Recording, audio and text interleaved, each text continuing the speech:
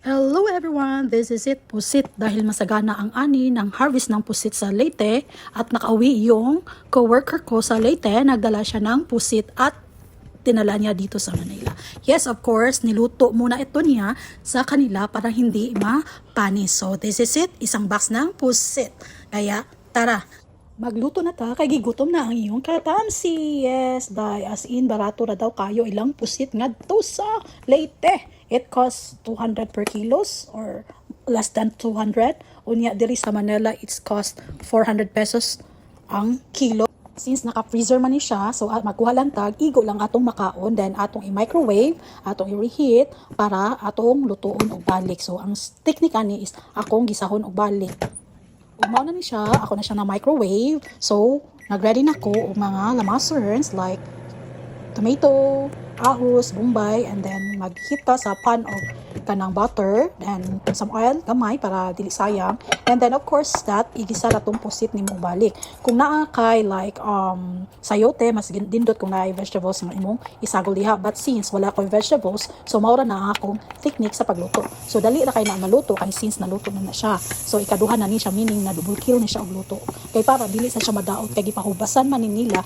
So, mauto, ato lang igisa, then put some magic sarap, and then timplahan konti, kasi may timpla na yan, and then put some vinegar, and then that's it. Unya, ako na lang sana siyang sabawan og half cup of water, kay ganahan ko na isabaw-sabaw, inikaw na ako. Kay lami baya sa kay na yung squid ink, diba?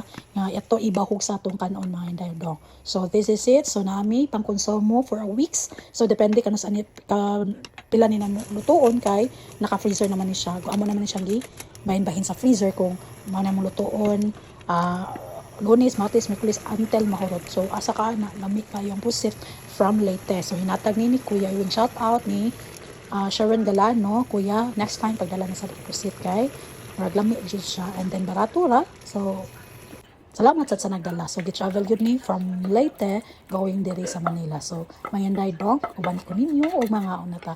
And salamat for watching, and hope you enjoy watching my videos. And then, God bless us all.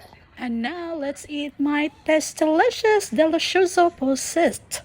Adobong pusit, mga inday dong. And then, lami kayo ibahog ang iyang sauce sa kanon nga nag-init-init pa. And yes, this is one of a kind. Ang usa amo ra siyang gi-reheat, ang usa ka pusit balit duha nga among pagkaluto ani, ang usa katong naay sauce gamay nga akong gi-reheat. So depende ninyo kung ganahan mo o kanang adobong inuga, mao na siya akong gi-microwave, and then ang usa ako sang giluto siya nga naay sauce para natay ipang bahog sa atong